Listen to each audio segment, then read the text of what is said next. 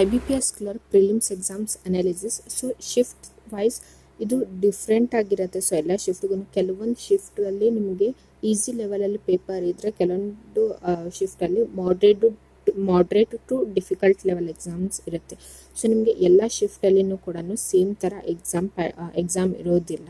So ಕೆಲವೊಬ್ಬರಿಗೆ ಶಿಫ್ಟಲ್ಲಿ easy paper ಬಂದಿದ್ರೆ, ಇನ್ನು ಕೆಲವೊಬ್ಬರಿಗೆ ಮಾಡ್ರೇಟ್ ಟು ಡಿಫಿಕಲ್ಟ್ ಬಂದಿರುತ್ತೆ.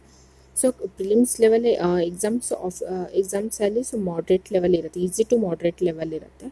ಸೊ ಇವಾಗ ಈ ವರ್ಷದ IBPS clerk prelims exams analysis ಅಂದರೆ, ಸೊ ನೀವು ಅಟೆಂಪ್ಟ್ ಏನು ಮಾಡ್ಕೊಂಡು ಬಂದಿರ್ತೀರಲ್ಲ, ಸೊ ನಿಮಗೆ ನೀವು ರಿಸಲ್ಟ್ಸ್ನ ನೋಡ್ತಿರ್ತೀರಲ್ಲ, ಸೊ ನಿಮಗೆ ಒಂದೊಂದು ಶಿಫ್ಟಲ್ಲಿ ಒಂದೊಂದು ಥರ ನಿಮಗೆ ಎಕ್ಸಾಮ್ನ ಅಟೆಂಪ್ಟ್ ಮಾಡಿದವ್ರು ಹೇಳ್ತಾರೆ. ಕೆಲವೊಂದು ಶಿಫ್ಟಲ್ಲಿ ಅವರು ತುಂಬಾ ಜಾಸ್ತಿ ಅಟೆಂಪ್ಟ್ ಮಾಡಿರ್ತಾರೆ, ಯಾಕಂದರೆ ಪೇಪರ್ ಈಸಿ ಇರೋದ್ರಿಂದ ತುಂಬ ಜಾಸ್ತಿ ಅಟೆಂಪ್ಟ್ ಮಾಡಿರ್ತಾರೆ.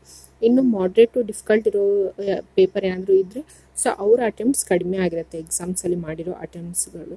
ಸೊ ಅದಕ್ಕೋಸ್ಕರ ನೀವು ಏನಂದರೆ, ಸೊ ನಾರ್ಮಲೈಸೇಷನ್ನ ಮಾಡ್ತಾರೆ. ಸೊ ಜಾಸ್ತಿ ಅಟೆಂಪ್ಟ್ ಮಾಡಿದವ್ರ ಸ್ಕೋರ್ ಕೂಡ ಕಡಿಮೆ ಆಗ್ಬೋದು, ಯಾಕಂದರೆ ಎಲ್ಲ ಶಿಫ್ಟ್ನ ಅನಲೈಸಿಸ್ ಮಾಡಿಬಿಟ್ಟು ಅವ್ರು ನಾರ್ಮಲೈಸೇಷನ್ ಸ್ಕೋರ್ನ ಕೊಡ್ತಾರೆ IBPS ಇಂದ.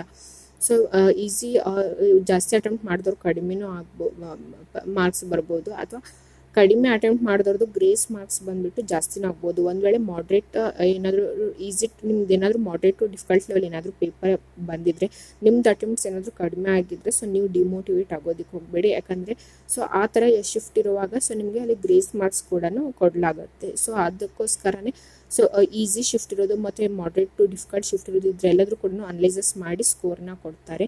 ಸೊ ನಿಮ್ಗೇನಾದರೂ ಕಾನ್ಫಿಡೆನ್ಸ್ ಇದ್ದರೆ, ಚೆನ್ನಾಗಿ ಅಟೆಂಪ್ಟ್ ಮಾಡಿದ್ದೀನಿ ಅಂದರೆ ಮೇನ್ಸ್ ಎಕ್ಸಾಮ್ಸ್ಗೆ ಪ್ರಿಪೇರ್ ಮಾಡೋದಕ್ಕೆ ಸ್ಟಾರ್ಟ್ ಮಾಡಿ.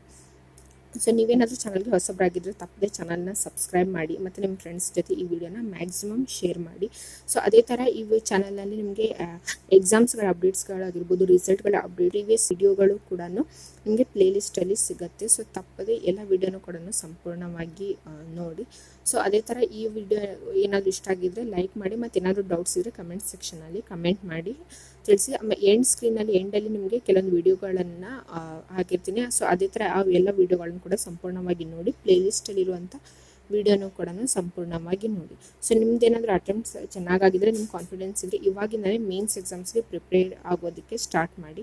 ಸೊ ಮತ್ತು next SBI IPO, SBI clerks ಎಲ್ಲ ಎಕ್ಸಾಮ್ಸ್ಗಳು ಇದೆ. ಸೊ ಯಾರು ಕೂಡ ಡಿಮೋಟಿವೇಟ್ ಆಗೋದಕ್ಕೆ ಹೋಗಬೇಡಿ, ಏನಾದರೂ ಅಟೆಂಪ್ಟ್ಸ್ ಕಡಿಮೆ ಆದ್ರೂ ಕೂಡ.